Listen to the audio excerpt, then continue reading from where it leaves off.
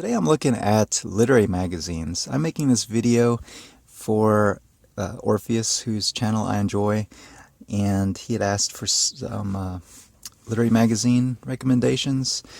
So I pulled some off my shelf. These are magazines that I enjoyed a lot. This one here is the Quarterly. I started collecting this when I was 16, and unfortunately they kind of stopped publishing issues. Originally it was published by Random House because the editor, Gordon Lish, worked at Knopf, and they put out about 25 issues with Random House, uh, and they published a lot of, now pretty well-known writers. Then they lost funding and put out a couple issues by this other press called Gutter Press, and they probably put out about 28 issues all totaled. But yeah, this is a great magazine. If you can find back issues, I'd recommend picking them up. A lot of these writers were heavily edited, probably by Gordon Lish. I don't know. Some of them kind of, the way their voices in these pieces sort of start to sound very similar to each other. But there are some very notable writers like Brian Evanson, Ben Marcus, Jason Schwartz, Gary Lutz, Diane Williams, Christine Scutt. A lot of writers got their start with Gordon Lish. This magazine was very influential, and there were others that sort of spawned after they folded that kind of took on the same set of writers. This one here, Noon. I think this is still being published. They publish maybe one issue a year. This is issue 7. And this is edited by Diane Williams. It's more to her sensibility, but very, very similar to some of the quarterly type writing. I think it's maybe a little bit more sparse, terse, I guess, in the fiction, the way the sentences are written by these authors. She seems to have a certain stable of writers, but she also puts out some new unknown writers, which I enjoy. I really like magazines that put out writers that you never heard of before and introduces us to their work. So this is a magazine I would definitely recommend. I think I saw an issue in Barnes & Noble, so they got pretty good distribution.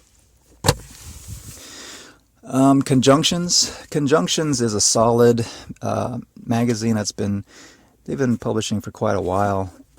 Bard College, I think, and the editor is Bradford Morrow. And this is definitely a good magazine to pick up. Mostly fiction. Their issues are thematic, and I think they'll do some nonfiction and poetry as well. But yeah, definitely very, very, very good mix of contemporary writers. The only issue I have with this magazine is that they seem to have a certain stable of writers that they publish over and over again, and I always kind of feel like, well, if you have like this much space, why are you giving pages to people that are already established, and not introduce just continually new writers? There's, every year there's probably hundreds of new writers graduating from programs, or probably people that are just like outsiders. And I'd love to see more work by people not so well known, but this is definitely a good place to look at to see what's good on the contemporary scene. Some more, I guess, underground. Oh, here's New Directions. This was the very first issue of New Directions that I picked up, and unfortunately it was the very last issue that this publisher put out. They folded after this issue, and I was just devastated. This is James Laughlin's magazine, and I guess 55 issues. It's very good, this magazine. Oh wow, Bernadette Mayer. There's yeah, I can't really comment too much because I only have a couple of their issues. Alice Nodley. There was one story here I really enjoyed by Joseph Novakovich. Yeah, in the same boat. That was a writer that went to University of Texas of Austin.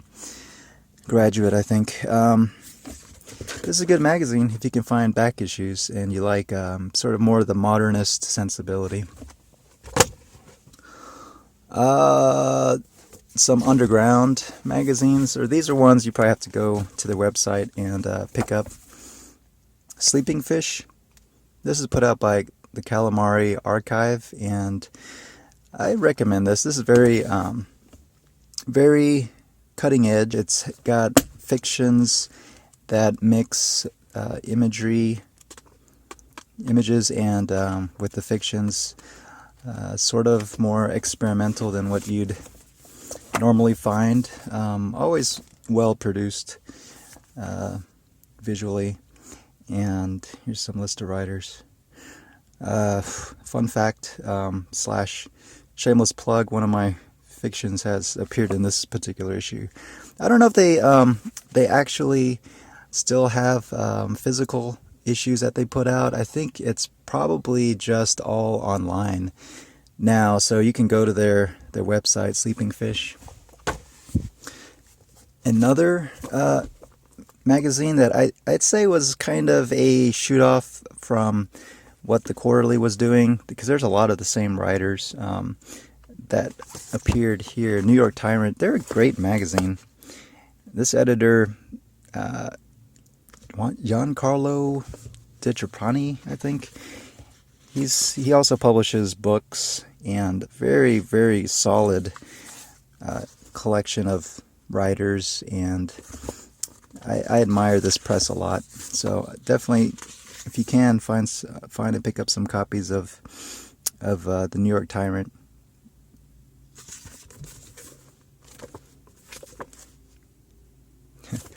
Oh, Eugene Martin. He's I love this writer. This writer's awesome.